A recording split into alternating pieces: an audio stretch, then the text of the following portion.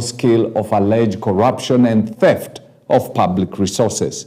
Responding to a special audit report by the Office of the Auditor General on the operation of the system, the MPs called for the shutting down of the system, saying its continued operation jeopardizes national security and public funds. Now, according to the new audit, Kenyans have irregularly paid over 2.1 billion through the 50 shillings transaction fee charged to access government services through the government digital platform payments. We are dealing with furniture, and then we are dealing with curtains. Or were they put together as a procurement propensity? The two clauses or sections that have been quoted, from reading they are correct.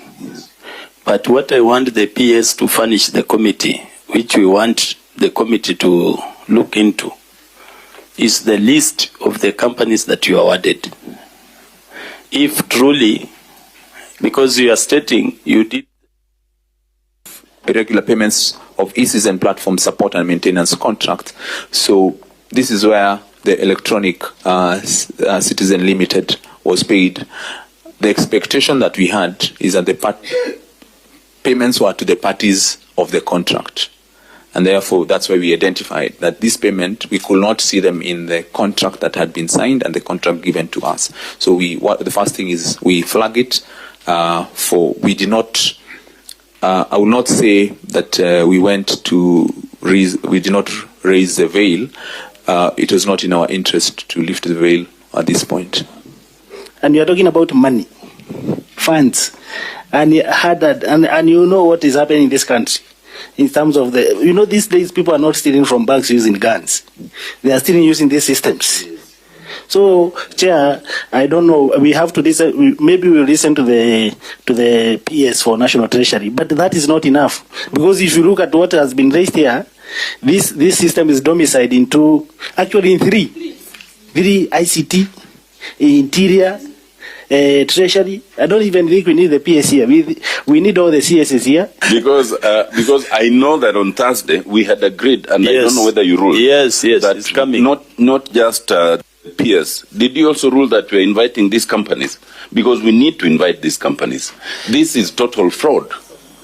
And we will not be going anywhere if we don't get to the bottom of it.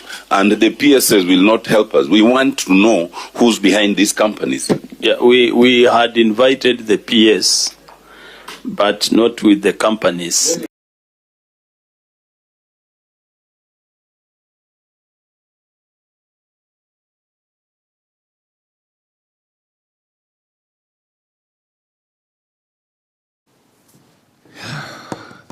Can't we have just one day of sanity when things work the way they're supposed to happen in this country? Because, it's very discouraging when Satan and his children constantly show their face in our country on a daily basis. Every morning there's reports of Satan and his children doing all these madhogodanios, like in what you're seeing in e-citizen, surely.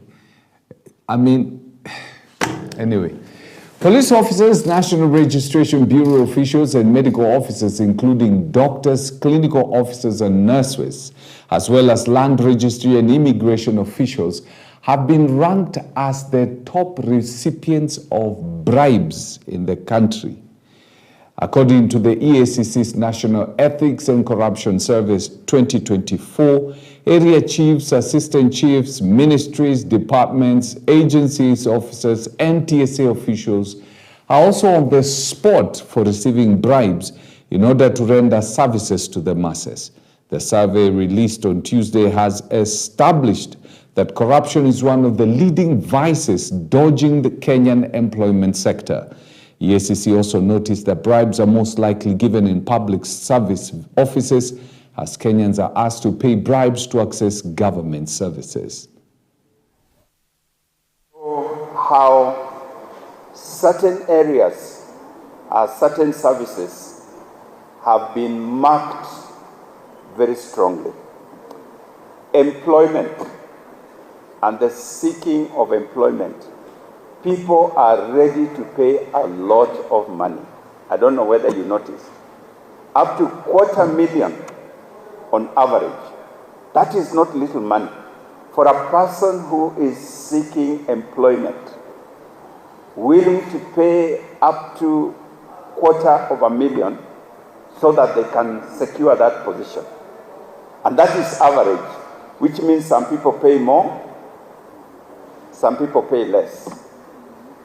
But an average of over 200,000 Kenya shillings tells us that the levels of unemployment in our country are at a bad state.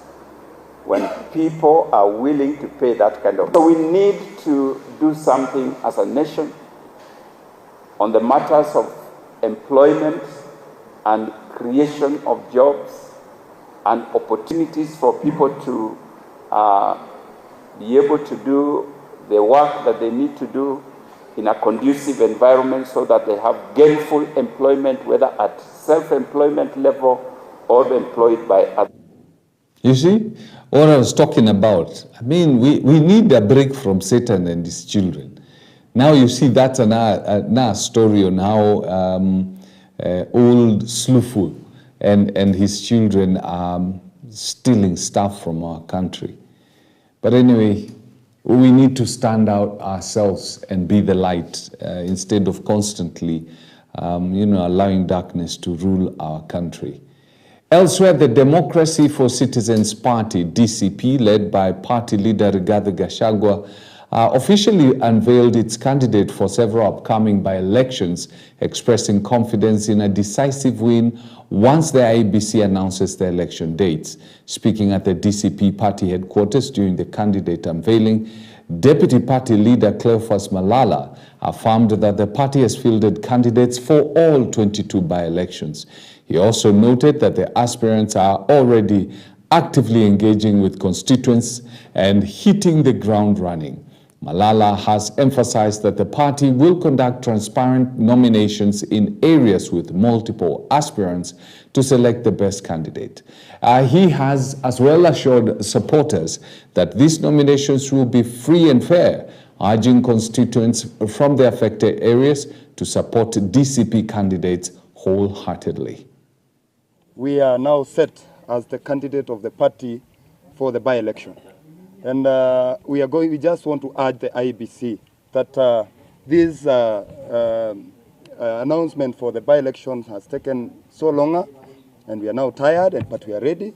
Let them declare the positions vacant so that we may hit the ground running. Last warning to the ODA guys, we are going to give you a war for your money. So prepare very well, and we will ensure hakuna kiti hata moja wewe Ruto utachukua. One term is inevitable. There's a lot of attempt that the leadership of this country is trying to coerce the people of Banisa into a contest which the Banisa people are not ready for. One thing I want to tell them is that they should not waste their time. The people of Banisa have told me in no uncertain term that I should be on the ballot with this party called DCP. So I want to tell those people who are spelling rumors that there is no day under this sun. There is no person who can push me to pull out of this race. I am set and I am ready to hit the ground. As you all know, we have at least 22 by-elections. And DCP party has attracted very many aspirants. Last time we were gathered here to unveil the parliamentary aspirants for Malava constituency and Banisa constituency. We'd like to report that those candidates have hit the ground. The momentum is so high, and we want to encourage the electorate from the two constituencies to continue supporting our candidates.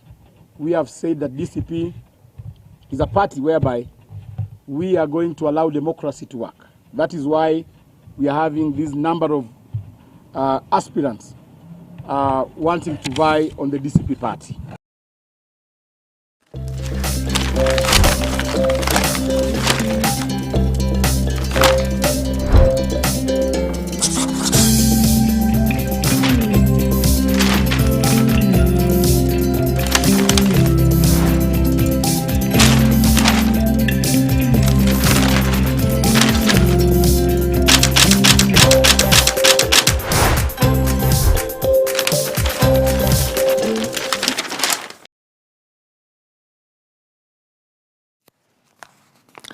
Right, we're about to look at the newspapers. Remember, today we're going to look at drug addiction. I have a gentleman who basically, how do I put this?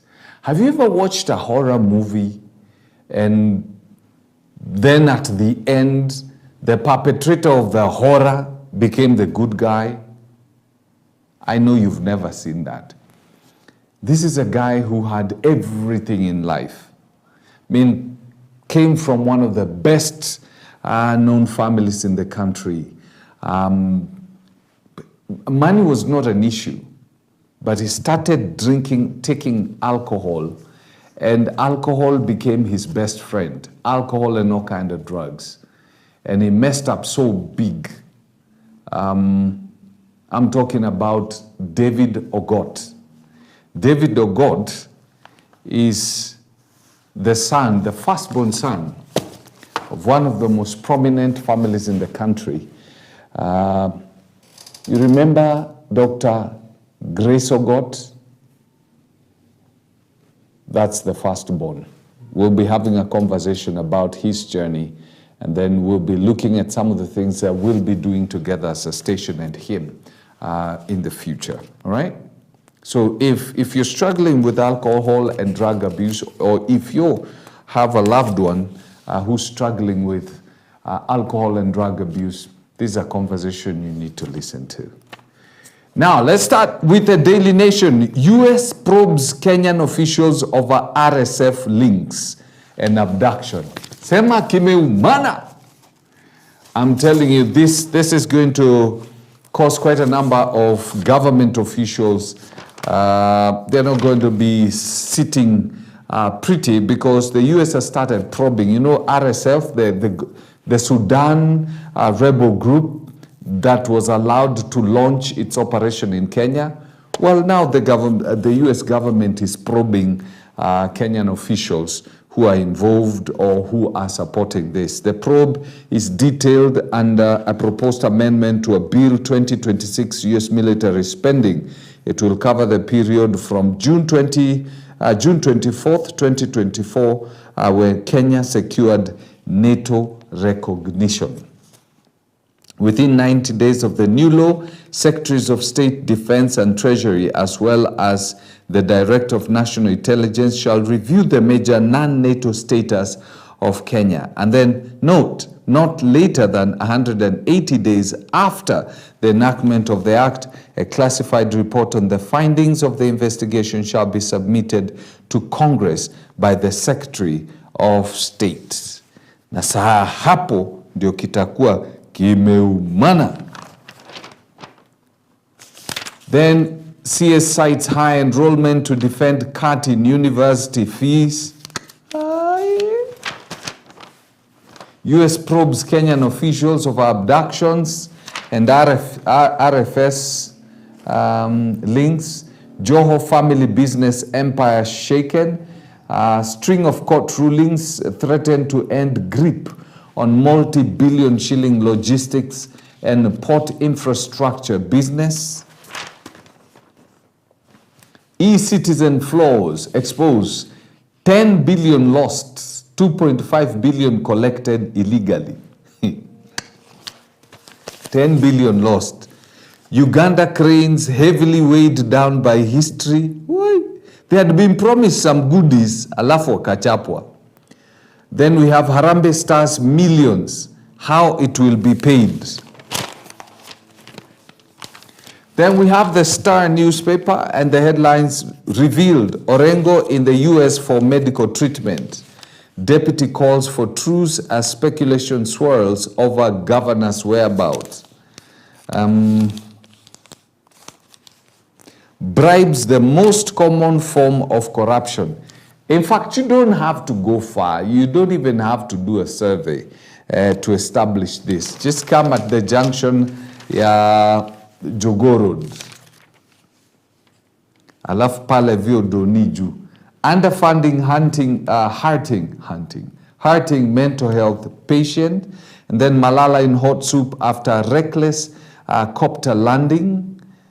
Police said the incident triggered panic among students and teachers. Where Yani after last year when his play was, rejected, this time the guy landed in a chopper. Where? Treasury and ICT PSS summoned after audit exposes rot in e-Citizen. This thing has been going on for a very long time. 10 billion shillings lost and 2.5 billion have been paid illegally.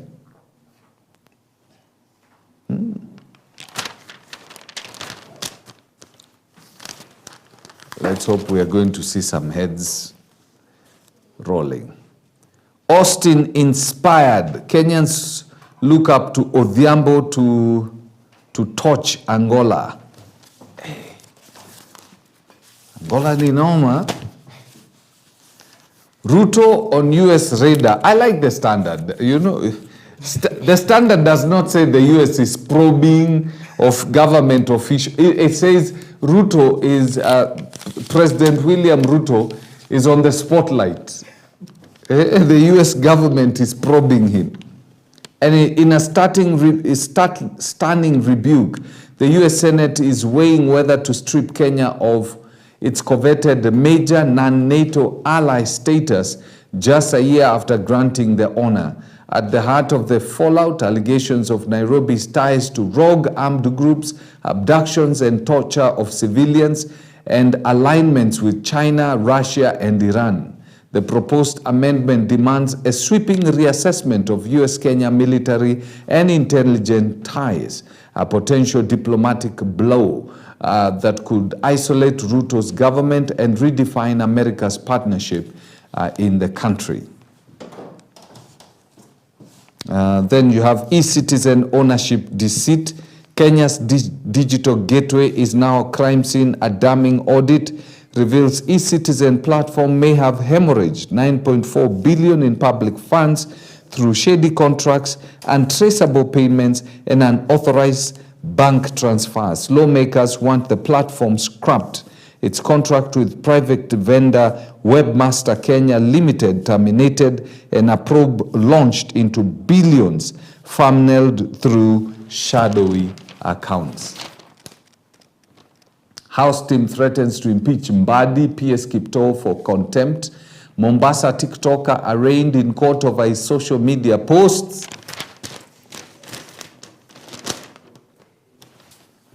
Raila's sudden opposition to NGCDF sends mixed signals. Then Duale urges senators to pass tough laws regulating unsafe substances. And then the back page of the Standard, Austin is hungry for more goals after skinning DR Congo's Leopards. Aya, wacha tuone. The match is going to be on tomorrow. See, tomorrow is Thursday, yeah. They'll be playing tomorrow. And so we'll see how hungry the team is as they do this. Okay, now, we'll take a short break, and when we come back, we'll be having a conversation with David Ogot over drug and substance abuse. He's going to give us his story. His story is like a movie. So if you're a movie scripter, kaa hapa hivi, kuna story hapa, noma sana. Okay, let's take that short break.